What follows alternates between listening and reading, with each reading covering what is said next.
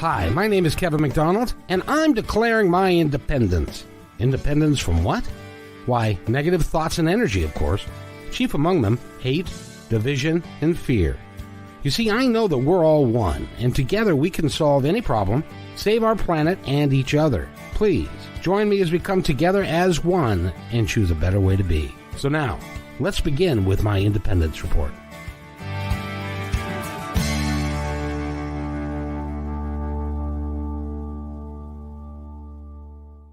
Welcome everybody to my independence report, and it's, I hope that's tobacco over there, but it probably is. It most certainly is.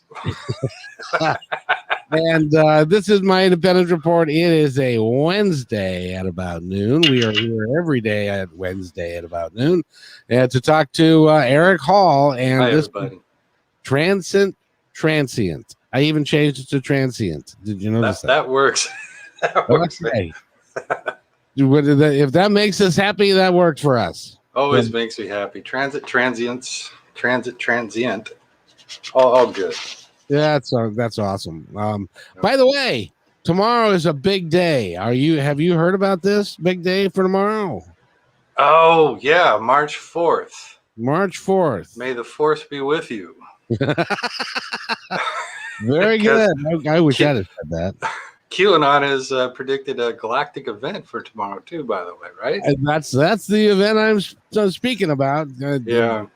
The 4th of March, somehow, magically, some way, Donald Trump is going to defeat the Constitution, and he's going to become president of the United States because there's going to be martial law and there's going to be anarchy in the streets, and he's the only orange person that can put it all right. This is a very little known fact, but he was the guy that first put the Oompa Loompas together. He's the guy in charge of the Oompa Loompas. See, the way QAnon explains this, and this is the brilliance of Willy Wonka. Those Oompa Loompas that are so friendly, they fooled us because they are going to band together and they're going to push Trump through the office, and they're going to say, "Oompa, oompa, oompa doo. Trump will do these things to you." Oh, it is amazing to me. I never thought. I mean, I know that there are people, and I don't know about your viewpoint of whether or not you believe that the moon landing happened. Well, I can tell you, I was there, not on the moon, but I was alive and watched it on TV at the time, and or that the 9/11 was a setup, or any of the other traditional conspiracy theories. But what they've done is they've taken it, put them all together, including that JFK Jr. did not die in the airplane crash, that he is alive and well, and that he's out to get Hillary Clinton. It's just a mess. But there are literally millions of people in this country who believe this stuff. Well, these people are shockingly smart, and they're brilliant the way they can tie things together in ways that we just never could imagine that it could possibly work. But they're able to piece things together. Well, you know what I attribute it to, or the biggest, the one I liken it to, I guess, would be drugs. There used to be, and there's not so much anymore, but there used to be cults that would come out and say, the world is ending on 2000. The world is ending on, and some of them came up with specific dates.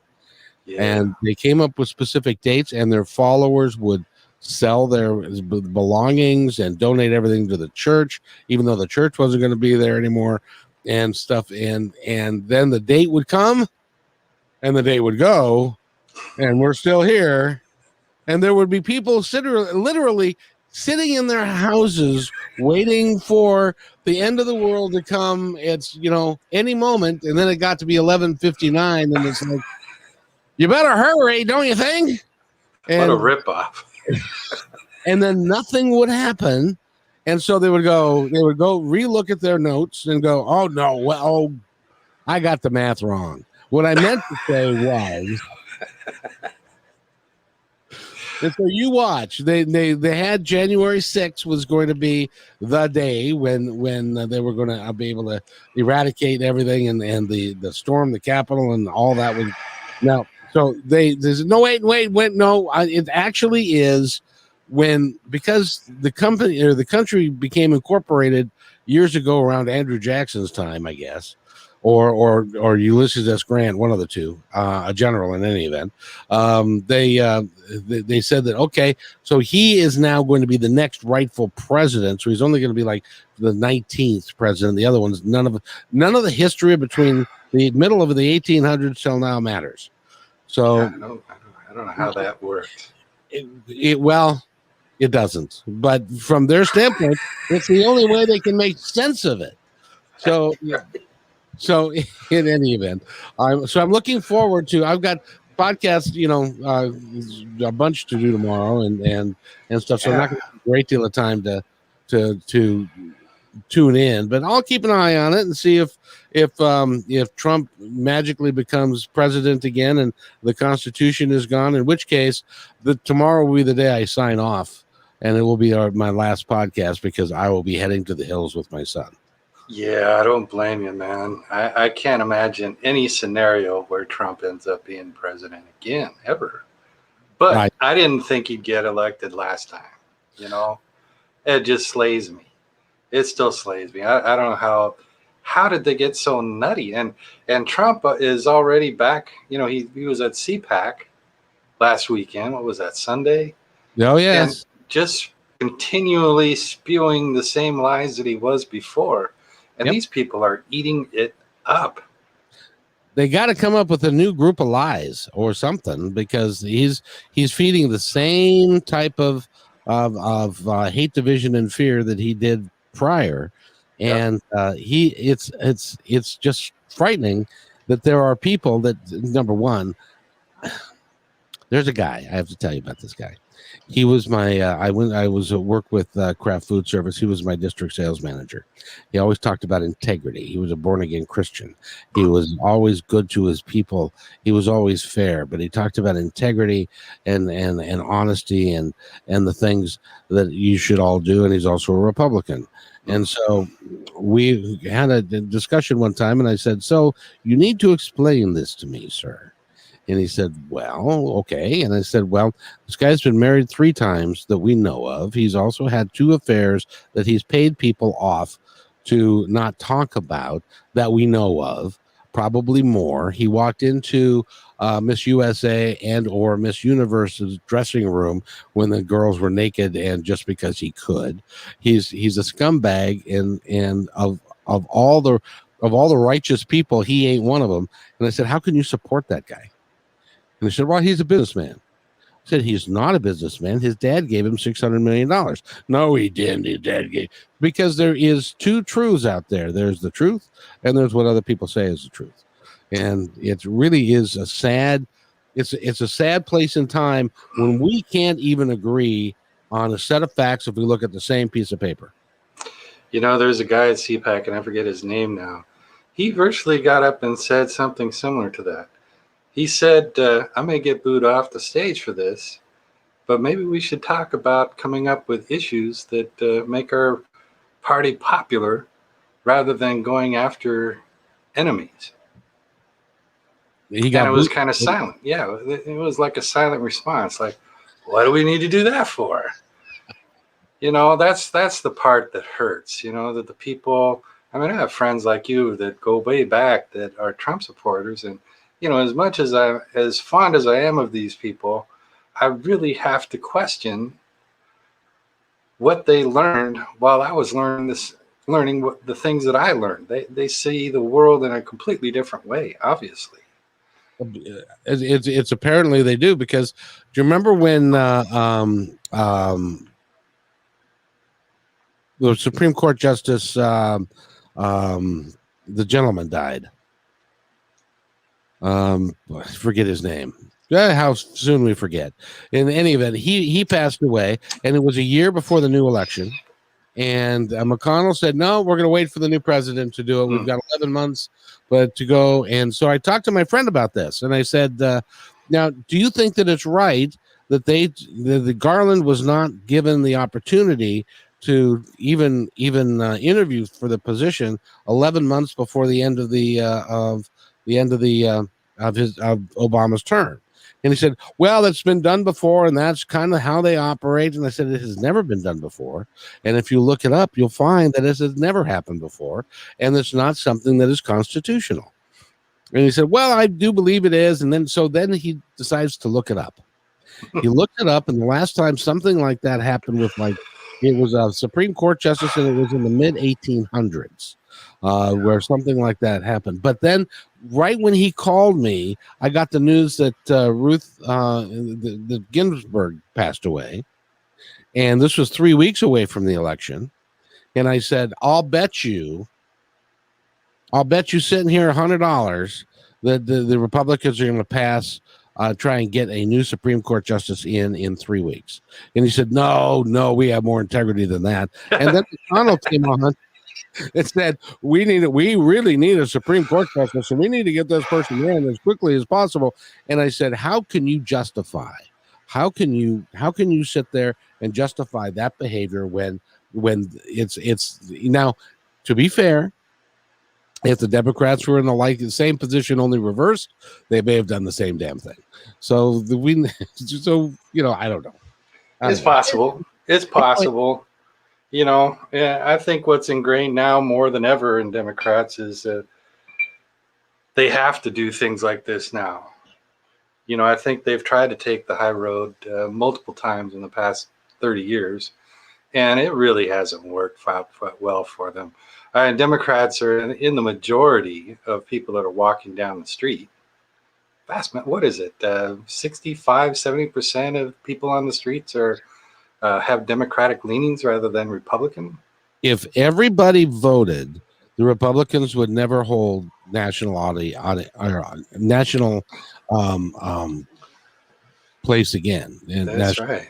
National law. Right. Yeah, that's what I'm trying to say. Jeez. They're a minority government mm-hmm. That do extreme things. They run up our national debt. They divide the nation with civil rights and racism. Obviously, the white supremacists are not going anywhere.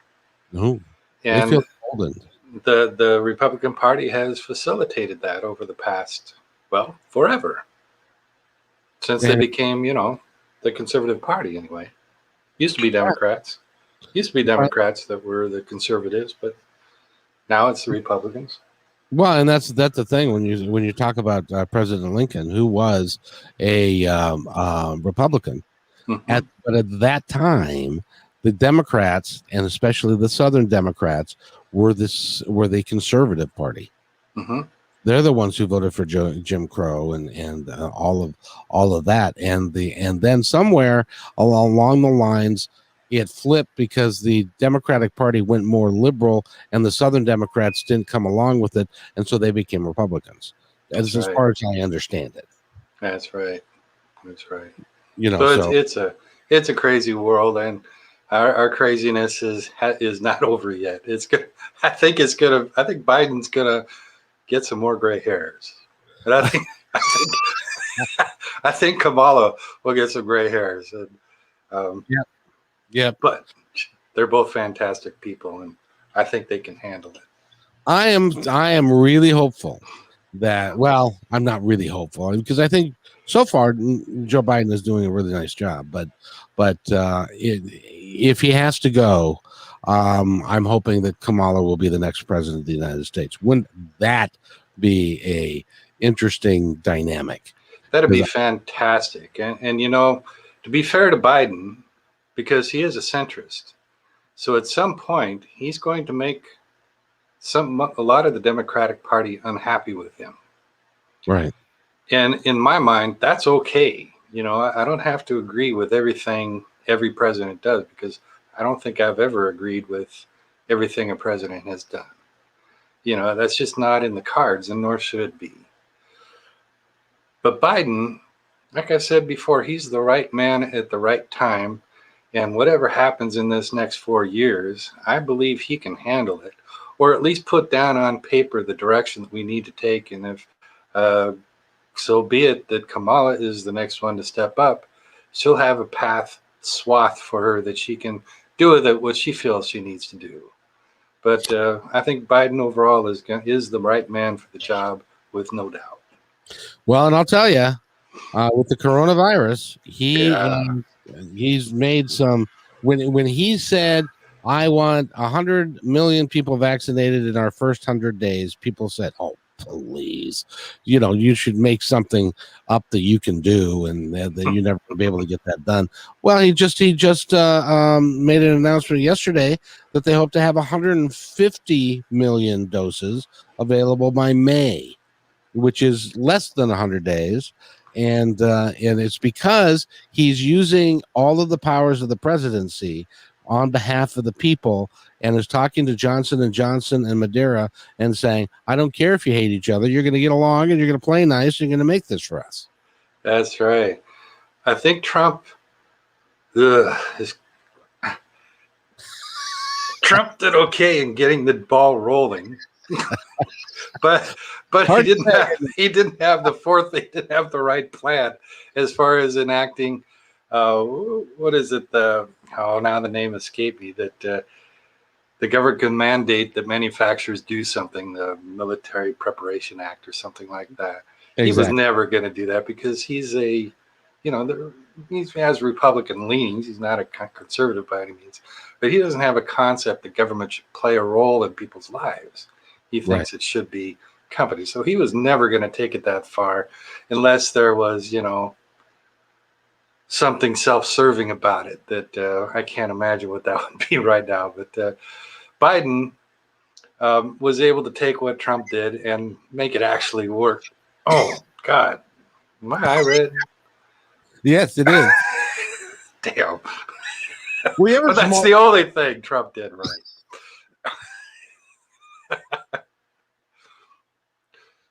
When you're doing a live show, have you ever, swallowed down the wrong way, and then you're trying to talk and you're trying to survive, and it just doesn't work sometimes? It felt like I just did that.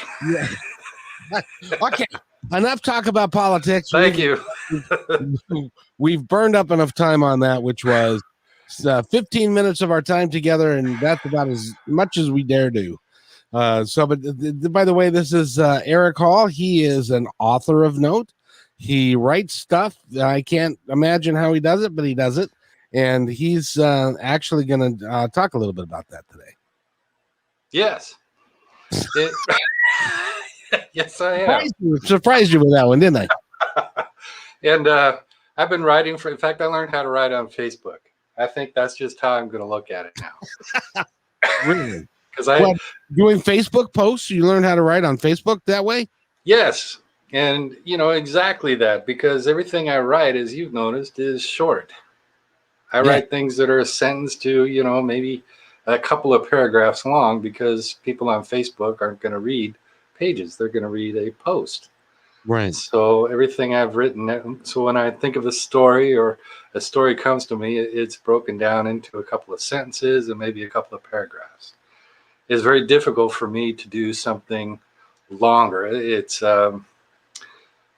although maybe I can envision it, I can't envision myself doing it. So all the words I use are very chosen and measured so that it takes up as little space as possible. So I learned how to do it on Facebook. So you actually know what all those words that you use mean, which I think is an outstanding contribution all by itself. Thank you. Because I have to be fair. There was a word that you used in one of the stories that I voiced for you. I had to look it up. Deciduous. That's the one. Yeah, deciduous trees. Right. I had to look. I had to learn how to pronounce it. It was not easy. Deciduous. Deciduous, which I love because I love the thought of evil trees, man. What a great story. It's like that tree was deciduous. Deciduous. What was that? Was that Wizard of Oz? They had the trees that Yes. and have people and grab the branches. Man, that's fantastic. Those were deciduous trees. They were deciduous trees. They were not very nice, but they were deciduous trees. Now, I'm willing to bet that we've got some people listening. I'm willing to bet that nobody knows the meaning of that word. So if you do, type it into chat, into the comments, and say, now, put your phone down. Put your phone down. That's not fair. You have to, off the top of your head, what does deciduous mean? And we'll wait. We'll wait. In any event, you've learned to do a lot of in your writing is when you put it then that's where I found it actually was on Facebook. And it was the story that you told was so heartfelt and so real. I felt like I was there. It was pretty incredible. And I think you did you're going to talk about a version of that story that you did, aren't you? Well, today I'm going to talk about a children's story that I wrote. And I have this mythical grandfather that had shared this story with me. And that's what I'm going to talk about today, because it talks about, in fact, it did come from driving the bus. Because for a year, throughout the year, not every month, but throughout the year, I drove Route 11, which goes up and down Madison Street from Lake Washington to downtown Seattle. And Madison Park and Madison Street is lined with deciduous trees that lose their leaves during winter and then grow new leaves. Oh, you ruined my little game. Sorry. I'm sorry, man. You gave them the definition. Oh, dang. Oh, yeah, well. But the story is about the life of a leaf, and thus a tree. And because everything has a place, everything has a time in the world. And what better way, in my mind, what better way to talk about those things than through the life cycle of a leaf, because it gets it all. It gets birth, it gets light, and it gets breeze, and it gets earth, and it gets moisture, and then it begins to fade away. So in the span of a year. It's actually a very spiritual story, because when you look at it from the standpoint of birth and life and then death, but death wasn't death. Death became new life. That's right. So it wasn't an ending. It was the beginning of something new. And by the way, I also wanted to mention that I love the concept of you talking with your grandfather, because I know of your Native American heritage. And in the Native American heritage world, grandfathers were revered rather than put in resting homes. Yes, that's right. I never got to meet any of my grandparents. So he's a total fiction. Total fiction. But in my mind, this is how the story goes. But you see, but in your mind, then it's not a fiction, because he can be anything that you choose him to be. That's right. He can be the wonderful human being that you did not have the opportunity to meet. And I'll bet you he was. No doubt about it. You know, the guy was of simple speak and had a way of explaining things that made everything have a place and a purpose in the world. See, so there you are. So you win. We are. Thank you. Well, do you want to go into that now and read it now? What do you want to do? Sure. Yeah, that sounds good. So I just turned 60 this year. Thank you. So I'm about the age that my grandfather was at the time that he told me this story. So I've been thinking a lot about him, you know, who he was and what was going on with him. He was a very unique man because he grew up on this mountain, and the cabin that he lived in was built by his grandfather from materials on that land, you know, the logs and the rocks and so forth. And it was a beautiful little cabin, very sturdy. And my grandmother, she passed away when my father was pretty young, 2 or 3 years old. So my grandfather raised him on that mountain. And they lived pretty fairly isolated lives. You know, there were some neighbors in the foothills, and the hills around the cabin and would come to visit at times. And there were times that my father and grandfather would have to buy more supplies or trade, so they would come to town to do those things. But mostly they lived their lives on the mountain in the old ways, with raccoons and the squirrel and the deer and occasional bear. There was a lake nearby where they'd fish. So Dad grew up being part of the mountain, and he really felt part of it. He felt part of all the wildlife and the trees. But he had his sights on seeing more of the world. You know, he caught wind of things that were going on. When the opportunity arose, he secured a job as a semi-truck driver, went back and forth across the country. And that's how he met my mom. And they moved to the city. But my grandfather stayed on the mountain his whole life. And fortunately, we visited grandfather a lot.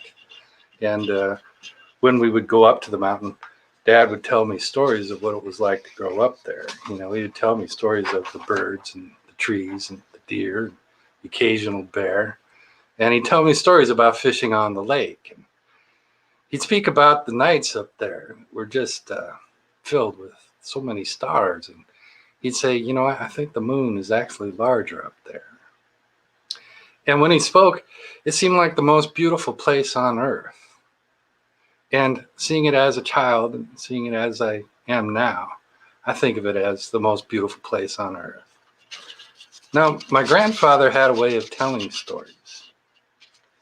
And when he spoke about what it was like to live on the mountain, and he'd tell stories of life and creatures and such, it seemed to me that the mountain was the only natural place for humans to be. Now, he was a man of simple speak. So he could tell a very simple story. And because of his voice and the way he spoke, you knew everything had a place. And it seemed so clear to me when he spoke about what was happening. Now, I was about 4 or 5 when he approached my parents. And he said, I want to spend some time with the boy. I want him to know the mountain. Now, Mom and Dad agreed, you know, quite readily. So one early part of March, they delivered me up to the mountain. And he showed me around the cabin. There's still snow on the ground, so he made some snowshoes for me. And he took me to the creek, and we followed some deer trails. And we went to the lake where my father used to fish. And he had me stop, and we'd listen to the wind go through the branches. We'd watch the wind go across the lake. And there were times you could hear the wind start at the bottom of the mountain and go up over you and then down the other side. It was remarkable. And at night, there were so many stars. There were billions and billions of stars. And the moon, indeed, seemed larger up there. Now, one morning, right after breakfast, he started a fire in the fireplace, and he sat down in his chair by the fireplace, and he put me on his knee, and he said, I want to tell you a story that my grandfather shared with me when I was about your age. And it's not just a typical story. Okay, I said. It's a story that we can talk about throughout our lives, and it changes. It always has something to do with the situation that goes on. And I found it a good way to talk to each other. Okay, I said. You see, I loved my grandfather. Like I said, he had this kind voice and kind eyes, and his speech helped me understand what he was trying to say. So as I sat on his knee, and we were sitting by the fireplace built of stone, and there were these warm, soft flames from the cut wood and smell of cedar. There was frost on those old lead glass windows, and there was snow on the branches outside. And he spoke softly in my ear. His wrinkled hand was on my knee as he began his story. He called it Sunrise on the Mountain of Forest. Mornings begin with a quiet in the forest.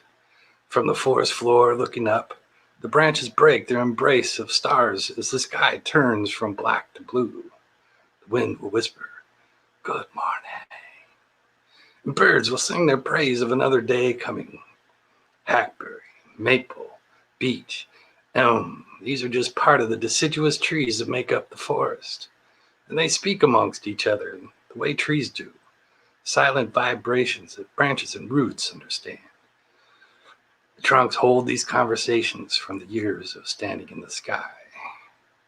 Birds praise this winter, spring solstice morning. It is the beginning of the season of the new leaves. This is a season called spring. And green, that's the color of this season. You see, sunlight warms the branches' tips as it calls for the trees to bud and begin their green. And each day they take in the sun. It's time to explore life. And slowly, buds become leaves and they begin their day playfully unrolling itself, stretching it. They reach and they embrace each day. It is a time of lessons learned from new friendships and new situations. It's a time of joy. And each new day, the sky sends a breeze. And as the leaves grow, you can hear the sound from the breeze turn from a whisper to a rustle. And indeed, it sounds like laughter, for the leaves know this is the time of play. And the trunk hears the rustle and knows its leaves are learning their life's lessons. And at the end of the day, they sleep under the stars. And dreams come to them in the warmth and comfort of their branch, of their trunk, of their tree. And it's a good time for the trunk, as it recognizes that each leaf has been chosen well.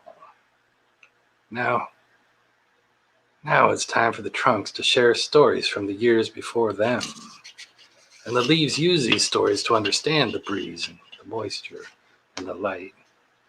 And they grow as large as they can because no two leaves are the same. And spring rains feed them with Earth's promise that life is never ending. And they know that this is the best time of life because they know that there's another season coming. And that season is called summer. And blue is the color of summer. From their trunk, the leaves have learned the stories from the leaves that came before them. And they understand with the breeze and moisture in their veins, they will appreciate the light. The roots have called to them, have shared the story of the earth. And they begin to understand their own story of breeze and moisture and light. And they can feel the brothers and sisters of their branch sharing stories with the trunk. They listen and they learn. Then they interact with the brothers and sisters and friends because this is the time to share what they are learning. And blue is what concerns them now. They extend themselves into the breeze and they feel every moment of every day. This is the best time of life because they know that there's another season coming. And that season is called autumn. Orange is the color of autumn. In the early morning's breeze, it sweeps the leaves with a chilling certainty that their story is almost complete. It's time to send their stories of the breeze, of the moisture, of the light into the trunk. And these stories make sense to them now. And it's time to share what they have learned with the trunk. You see, with each story they send in, they turn ever so slightly from green to orange and then brown. And they no longer bend with the breeze or take in what it has to say. They're only concerned that their stories from their time in the seasons of green, of blue, become part of the trunk. And they reflect on their lives and they see the good in it. They resist letting go until their story becomes ingrained as bark. And they know this is the best time of life because they know there's another season coming. And that season is winter. White is the color of winter. You see, the mornings are later, the breeze is colder, and the sun now seems farther away. There are leaves that are letting go, and now their color is brown as they lay on the earth. They become food for the roots of the trunk.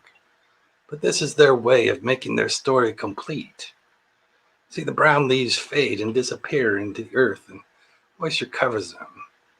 They look to the sky and see the blue turn to black. It will be silent as stars embrace those branches where it was once green. But the leaves have a last thought. The trunk is a bit taller this year. More stars are embraced, and my story is with them now when the green will be called out again. And they know this is the best time of life because they know there's another season coming. And that season is called spring. Now, as grandfather finished his story, my head was on his chest and I listened to his breath and his heartbeat. I climbed down and went to the window and looked out, and there were these large, heavy snowflakes were falling, and the sky seemed white, and the trees outside, they seemed black, and the branches were covered with a thickness of snow, and it was so quiet.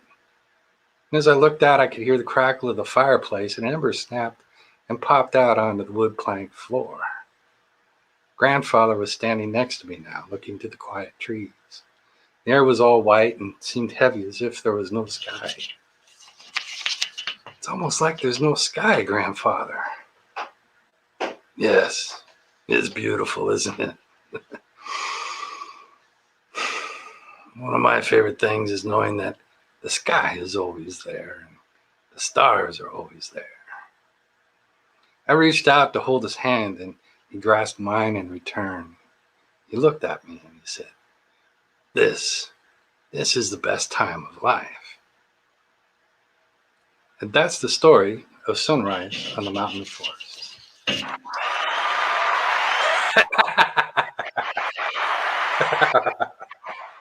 Thank you. We're not done yet. They're standing. They're standing. You know, I got to tell you now, in listening to you, a couple things. First of all, beautiful story. Thank you. Great story. Expertly delivered. Thank you. Thank you. You should not have anyone other than you reading your material. Oh, I disagree. I know somebody else out there that does a wonderful job. No, you did much better than I would like to do my stories. You did much better than I did with that story. Yeah. Yeah. And the other thing, that got me was, do you remember? You're almost as old as me, and you may remember the Lone Ranger and Tonto. Yes, I do. Jay Silverstone or Silver Heels, one of the Tonto. I don't recall his name. It sounds about right. You sounded when you were grandpa, you sounded just like Tonto. Oh, how cool. I never thought of that. Oh, I'm going to have to watch some of that. You sounded exactly. Yeah, you sounded exactly like, yes, Kimosabi. But you sounded just like him when you were reading the story. So, I dig that. Thank you. By the way, if you're just joining us, we just finished with Eric Hall. He just with his story. We're not done with him yet, but with his story about Mountain with Grandpa, and the story's called again Sunrise on the Mountain of Forests. And we need to put that out, and I want you to record that, and then I'm putting together my website, and I'm going to have an audio book or an audio section. How fun. And I want you to voice that so that we can put that on there. Thank you. Thank you. I'm doing another reading of that story coming up on March 15th, Monday night at 7:30-ish. Comes up after 7:30. Marsh Theater out of Berkeley, California, has this wonderful program going where they have storytellers of all types. And they have all kinds of wonderful activities, and storytellers tell their stories, and they have a Monday night mashup, which is like an open mic. Gotcha. thing on Monday nights, and you sign up for it months ahead, and they allow you to tell your stories. And I've done one with another friend of mine who's an amazing storyteller, Wayne Harris, if you've heard of him before. It was just absolutely fantastic, and I was able to do a program with him just before last Christmas, and I got hooked on doing it because it's a lot of fun. Yeah, it's a lot of fun. Well, you're good at it too, and the way that you stop it. Sorry. Erase what was going on in your head, because you do a really nice job, and it was. Thank you. It was really worth listening to, and now that's the beautiful thing is that's now going to be up forever. Great, appreciate that. So it'll be on YouTube in a little bit, and I'll also put it up on a podcast, because it'll be there for you for a long time. So that's really cool. I'll look forward to it. And what's the name of the theater again, and what time of night? Marsh Theater, marsh.org, Monday, March 15th. And you can catch it on their website, marsh.org, marshtheater.org, or go to YouTube and put in Marsh Theater, and it will come up. So either of those two ways will work well. And you and I were talking about doing something together, weren't we? Yes. I'm looking forward to this, because that sounds like a blast. Oh, wow. Doing some sort of improvisational thing. Yes, where we're going to come up with a couple of characters, both bus drivers, and we're sitting there waiting at a facility where they drug test people, and we talk about our experiences out on the road, which are many, as we've both seen out there. There's a lot of stuff to talk about. We get the whole gambit of the human experience, man. And in the scope of my life, I learned more as a bus driver than I did in virtually anything I've ever done, because it's different. You're not in control. You're in control, but you've got no control, and Exactly right. You've got see, when I was in the restaurant business, even when I was an assistant manager, I had some sort of control, or when I was a server, I had a little bit of control. But here, no, you don't. You don't have control over squat. You just have to hope for the best and try and make do with what you can do. But it's so that will be a fun. What we're gonna have to do is rehearse that, and then we'll present that as as kind of an improvisational thing, because I think you really are talented. You tend not to. Yeah, see, there you go again. You don't think so? I think you're really, really talented. Thank you. And it would be a lot of fun. It would be a lot of fun, and that's why you and I are going to play on this thing for as long as you'll have it, because this little project of mine is going places, my friend. It really is fantastic. It's just fantastic, man. I'm digging what you're doing. I'm digging that people are appreciating what you're doing too. It's about time.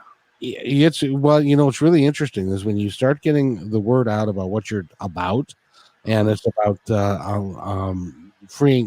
developing freedom from hate, division, and fear, and getting rid of the negative stuff, and then all working together to achieve a common goal that you can't do separately. You have to do together. That's the only way it'll work. That you'd be amazed at how many people are reaching that same conclusion, that you can't do it by yourself, and you can't do it when you're in opposition to other people. You have to work together. That's right. You accomplish so many more things with multiples of people behind it. We're a village. There's no other way to look at it. And his grandfather used to say, everything has a place, everything has a purpose, everything has a role. Exactly. And the thing is that your grandfather, what I don't like, I'd like to talk about Native American culture there for a second, if we can, because I don't like the fact that we take, maybe it's because I'm now one of those longer in the tooth kind of fellas, that the young kids today have a tendency to just say, well, they're old, they don't know what they're talking about. And the sad part is they're not going to know that we did know what we're talking about until they know what they're talking about. They're going to be our age. Isn't that shocking? But we did the same thing with. Yeah, we did.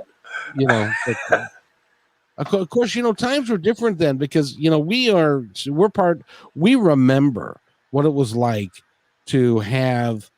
I had the first record player I had that my first Beatle album went on, which was Hard Day's Night, was a little box that you lifted up. The needle was attached to the lid, and you put the record in, and you close the lid, and the album would play. And there was a speaker that was the size of, I don't know, a dime, that all the music. And that's what I had to listen to the Beatles when they first came out. And in channels there were 4, 5, and 7, 9, 11, and 13, and that was it. And now everything is blown up. It's changed. And it's really is wild. So, but we had the benefit of getting up in the morning on a Saturday morning. We'd watch cartoons. I remember, watching cartoons on Saturday morning because that's the only time they were on. Mm-hmm. And then after about noon, Major League Baseball would come on, and for the game of the week with Kurt Gowdy and Tony somebody, and. Yeah. and then we would go outside and play. Yeah. We'd go hang out and we'd play Army, or we'd go chase around, or we'd go ride bikes or play baseball in the local sandlot field, and all that's gone. It is. I remember the days our parents, in fact, I remember our parents were like unified because you had to go outside and play. Go outside. Come back when it's dark. When the street lights come on, that's when it's dark. And if you got in trouble, like I got in trouble once and twice, maybe a couple of times, and one of my friend's parents actually paddled me. Oh, really? She grabbed me and she paddled me. And then she called my mom, and I could hear my mom on the phone. Did you paddle him? Yes, I did. Send him home so I can paddle him. You didn't mess around in our neighborhood. You knew that the parents all had a unified front. They had our number. and there was none of this thing that's going on now when the kids get in trouble. And now it's like, well, he had a rough childhood and and it wasn't his fault because the other guy did that. And rather than us taking responsibility for our own actions, we are now blaming the other guy or the other person for what, and it's not healthy. It's not good for us. I don't think so. I'm not pushing, child abuse here at all. But I have to say that because of just why we're talking about this. But I'm a proponent. It's good to spank a kid when they're being a spoiled brat. I can attest to that. Well, I have to tell you a quick story. When I was younger, I thought that maybe spanking was the thing to do. And so I didn't do it often. And only when they really, really, and I mean really deserved it. And then we'd go sit in their room and we'd talk about it. And then I had, wooden spoons. And I would have a wooden spoon and I'd swat them a couple of times. I didn't realize they hurt pretty good. in any event, it didn't leave any marks or anything. And, over the mists of time, over the next year or two. Yeah. I'd be cooking in the kitchen. I couldn't find a wooden spoon anywhere. Really? Who got rid of those? My children had formed a consortium, and they'd taken all the wooden spoons and hid them. There's a solution for it. I had, at that point, I stopped. I had already stopped, but I would never lay a hand on my kids again because they figured it out. And so then it became, go to your room but see, because I like to talk, I would want to talk it through with the kids and to find out what was on their mind and how they were thinking and how they were feeling. And my wife, on the other hand, at the time, didn't like to talk about much of anything other than what's for dinner. And let's have a good time. And then if we get into an argument, well, the next day it's like it never happened. It's like magic. It never happened. And so oftentimes I'd be sitting there, well, son, I want to know what you're thinking and why you were doing. And my wife would walk by the doorway and go, would you guys just shut up? There's a unified front. Yeah. I remember having that conversation with my father because the first car accident that I was ever in, I was in fourth grade. And we had this driveway that was landscaped on a hill. And you drive up this curved driveway that would lead from the street on up to our house, in front of our house.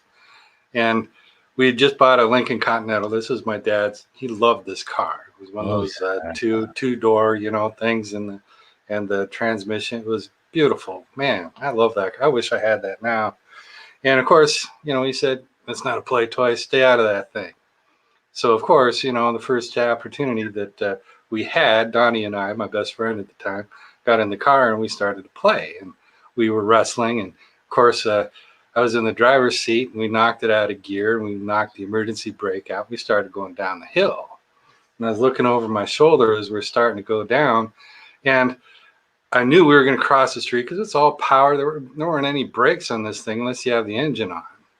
So the power steering, it was really difficult to turn unless the engine was on because you didn't have power steering. Right. So I started cranking the wheel to go down the curve of the driveway and trying to figure out what I was going to do next. Now across the street, there was the house that sat below grade, and I knew I could take the car and drop it down below grade and maybe go into that house. Or I could continue to steer and hit the Jeep that was parked just kind of across the street, just to the south of this house. So I decided I'll probably do less damage if I hit the Jeep. So I kept steering the wheel as much as my 10-year-old arms could do. And I turned the back of this Lincoln into the Jeep and got the Jeep up on an angle, the whole thing. And thank God it didn't go any farther than that because it wasn't that big of a grade, but it seemed horrible at 4 years old. And we got to, the accident point, and Dottie said, "Bye." And just took off down the street. And my dad was running down the steps and towards down the driveway. And he opened up the door and he grabbed me and he just dragged me up the stairs, man. I had no feet under me. I was just dragging up the stairs. And he took me and he threw me into my bunk beds. And he just started swatting me left and right. Just swat. And he slammed the door. And I stayed in there. I had the sense not to say anything. And about after dinner, because I could smell dinner cooking and nobody bothered to invite me in, I certainly wasn't going to stick my head out the door. My dad came in, and it was about 8 o'clock at night. And he shook me, "You're awake. So what were you thinking?" And I told him, I know we weren't supposed to play. I know that was wrong. But when we were going down the hill, I thought I could either try to hit the house and go down that, probably do more damage to both the car and the house, or I could turn it into the Jeep and maybe do less damage. He goes, "Yeah. Well, how come you didn't think that good before you got into the car?"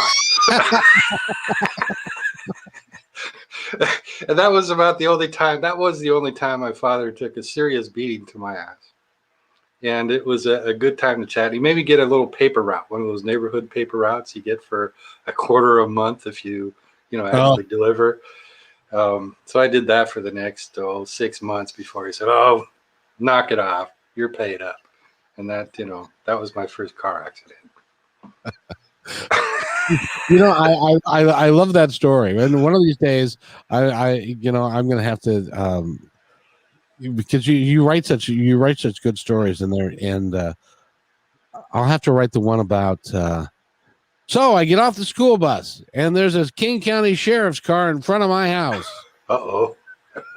which of course would be the story. So. When I was in 9th grade, it was the same year that this fortified wine came out called MD 2020. Have you ever heard of it? Oh, yeah. I have heard of that and sipped that once. We, as a group, decided that we were going to go in and buy a group of Yummy. of bottles. So we contacted the guy that had fake ID, and we wanted to buy like 10 bottles of this MD 2020. Sure. That's And so $5. Yeah. yeah, so we paid the guy $50 between us, Oh, and then we took them and we buried them in the woods. really? Yeah, because we couldn't take them home. Oh, so you're going to age them. I see. Age it till it's right to drink. Which took all of 1 week. Because then we came back the next week, and see, we had no earthly idea. If first of all, it tasted like fortified Kool-Aid. Yeah. So it went down smooth. And so, because of the fact that we were inexperienced in the art of getting drunk and inebriation is what I'm trying to say, because we were not experienced in the art of that, we decided, I'll bet you I can drink this bottle faster than you can drink this bottle. Good plan. And so we all drank the bottle and proceeded on our way to the local junior high school, which was we were in high school at the time, but they had friends at the junior high school, and so we thought we'd wander up there and see their friends and stuff.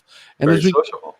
They're very nice. And as we get going, it gets harder and harder to keep going straight because we were getting in. So we make it to the junior high school, and I'm out by the baseball backstop, which is a ways away from the school, lying down because I really didn't feel like getting up. And my friend came, and he was lying down throwing up. Oh. And then the other kid came in tow with the principal and the assistant principal because he decided to go ahead and break a window with his fist. And so they came and they picked up my friend. I noticed them first and staggered off into the woods and headed home. And of course, when I got home, there was a telephone call. Nobody was home. Telephone call saying that is this Mr. McDonald? I said, well, yes, sir. He said, this is Juanita High School, just letting you know that Kevin was not in school today. Oh, thank you very much. I'll let him know. And so I, of course, I didn't let them know. And so I go to bed early, and I don't get caught that time. I got caught another time, but I didn't get caught that time. And so I go to school, get on the school bus, then come home and get off the school bus, and there is a squad car sitting in front of my house. Uh-oh. That's what I said. So I walked. We had a split level, so I walked up the stairs, and as I'm walking up the stairs, I hear, well, Mr. McDonald, I don't know if this is a consistent problem with your child or if this is an ongoing thing, but I think it is something that you really need to take into advisement. And that's when I hit the top of the stairs, and they introduced themselves, and they said, we're here to talk to you about you being inebriated the other day. And I said, what? They said, drunk.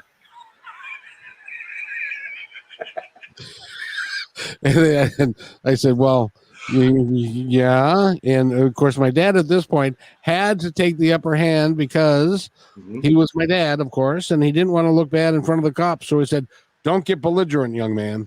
I had no idea what belligerent means. Man. Or what not to do. Exactly. It's another one of those words that, so I took the time to learn what belligerent meant. And so I just sat there.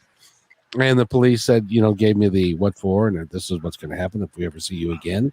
And we're going to drop by your bus stop. And if you are drunk again and we see you, we're going to take you to jail, and we're going to throw you to the wolves. And then we're going to put you out of the wolf pit, and we're going to put you in the alligator pit. And then we're going to put you in the place where only people go who can't bend over anymore because they've. So anyway, they tried to put the fear of God into me. And so they leave. And I'm sitting in the chair, and my dad is watching TV and looking straight ahead. He said, well, did you get sick? I threw up more. I thought I'd thrown up like my kidney or something because it was like an ongoing thing for like 2 hours. And of course, I said, nope. And he said, too bad. That's the last we ever talked about it. Is that right? Yeah. That's a story that the squad cars came to my house. Wow. I have the distinction of my brother was much worse than me, but nobody ever came to the house to get him. So you attract more attention. Apparently, man. But the moral of the story is don't make friends with idiots who can't keep their friggin' mouth shut when they get caught. That's right. That's right. You don't want that. No. You don't want that. It's bad enough to get caught. It's it's a whole other thing to say, yes, send the cops. Yeah. So we should write some short stories like that because everybody's got them of things that happen in their life and stuff that are really interesting.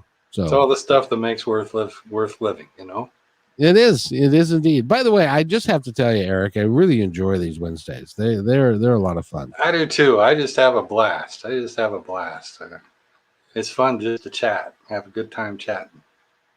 Well, and I don't, I'm hopeful that people will find it at least endearing or at least a little humorous at times because you're a funny guy. You're a funny guy. Well, so are you. Well, I'm just hoping they don't send the cops, you just never know.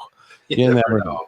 So just keep the cocaine out of your freezer. Is that what you do with it? Hell, I don't know. That's another story. I was real quick. When I was in the restaurant business, I went to a party. And in the parties of the time back then, you had the front room, you had the kitchen, you had the den, and that's where everybody was kind of hanging around. The beer was in the kitchen where the keg was, and it was in ice in the sink. And so you would go there and get that. Well, there was also back bedrooms. Now, the back bedrooms were reserved for two different functions. One was private with another person, hopefully the opposite sex, and the other one was where everybody would get together to do some illegal drugs. Oh, okay. So I'm sitting. Yeah. So I go wander into the back bedroom. I'm sitting with these guys, and somebody produces a mirror, and on the mirror they take this white powder, and they spread it out, and then they take a razor blade. Because I watched carefully, they took a razor blade and made little lines, and they counted the number of people in the room, and they made that many lines, or like 7 or 8 lines. That's fair. And then somebody took a $20 bill and rolled it up so it was like a straw. Wow. And then they started passing around the thing, and people were taking the $20 bill, shoving it up their nose, and then they were breathing in and it was cocaine is what they were doing. Man. And so it goes to the first 5 people it goes to, they do their thing. It comes to me and I say no thanks, and the look on it, everybody was looking down, and they all looked up and looked at me at the same time. It was like, what? It's like, you're not apparently I had broken code protocol because you're not allowed to go into the back bedroom and to watch other people take drugs. You have to be an active participant so that if you get busted, you get busted too. Oh boy. You gotta participate, man. So that would have been the guy that would have just taken the 20 and walked out the door. Thanks, guys. It's a participation sport. So taking cocaine is apparently and stuff. So I had to leave the back bedroom. Wow. So because I didn't want to.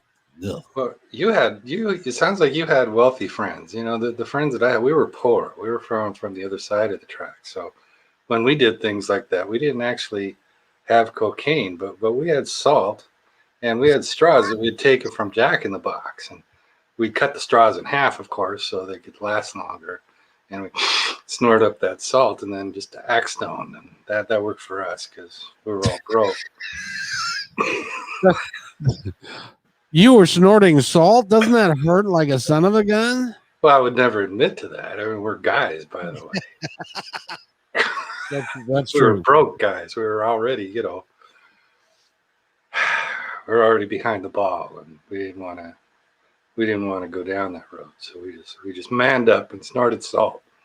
Well, see, this was where this was. This was a party when I was working in a restaurant, and so there were cooks who made $7 an hour, but waitresses made more than that, and there were pretty girls there and all that. So that was that was the big time parties that I used to go to. That sounds fun, actually. I would love to go to parties like that nowadays. I know Yeah. we're too old, really, and nobody has parties like that I know of. No. If we're older, I'm certainly not invited. But I would really enjoy having a house party again with the multiple bedrooms and the dance music going on, and people in the kitchen and doing whatever they wanted to do. Those are good times. Now at our age, it'd be like, let's talk about our grandkids and comparing grandkids to the other people. And see, they call house parties for people our age nursing homes. They do. So we can line up along the main the hallway, our hallway in our wheelchairs, sitting there. I had to laugh one time. My mother and I went to lunch at Red Lobster, and they were in the middle. As we walked in, we saw the van. It was from an assistance living home, and in the middle was this group of 14 people, and they were all older than my mom. They had white hair. Of course, my mom still dyed her hair at this time, and she was their age, but she was saying they're so much older than her and stuff. Well, there were 12 women and 2 guys. Ooh, I like those odds. Well, yeah, except for the 2 guys are the only ones in the walkers, and we're sitting there. They were there. Well, the women were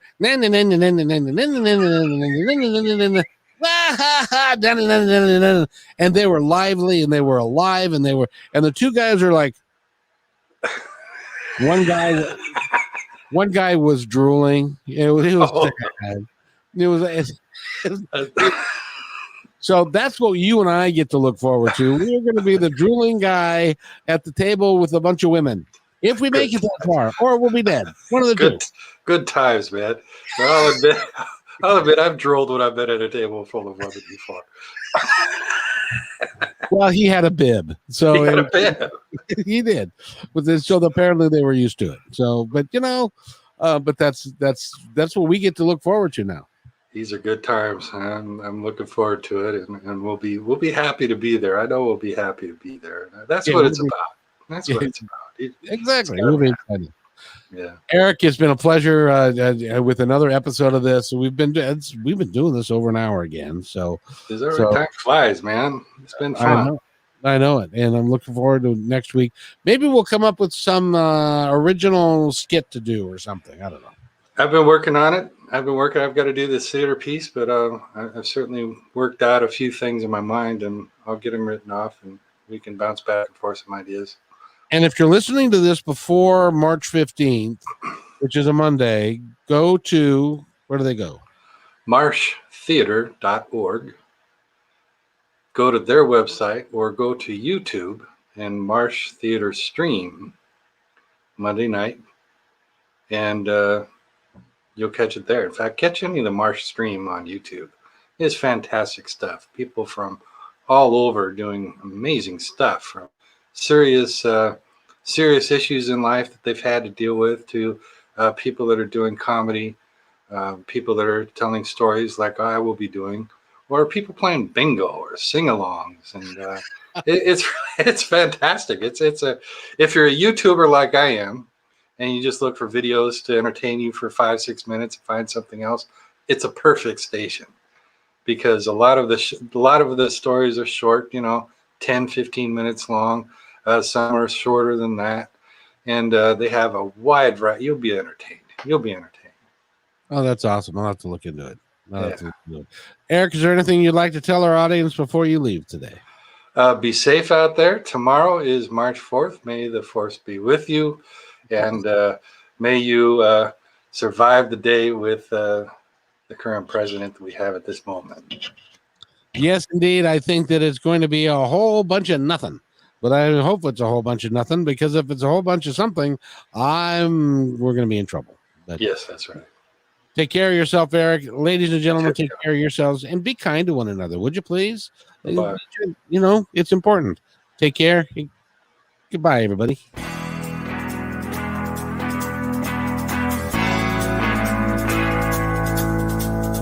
Hey, and thanks for listening to this episode all the way to the end. Hey, pretty cool. Hey, don't forget to follow us so you can receive regular updates and new posts. And remember, take care of each other, because each other's all we've got. See you next time on My Independence Report.